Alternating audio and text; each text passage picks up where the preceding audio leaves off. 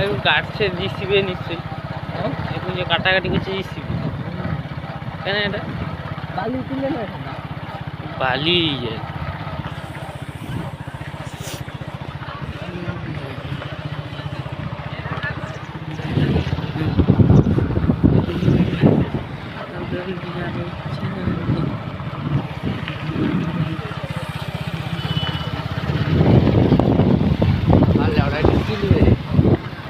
motor সাইকেলে টাকা ফাঁকা নিবে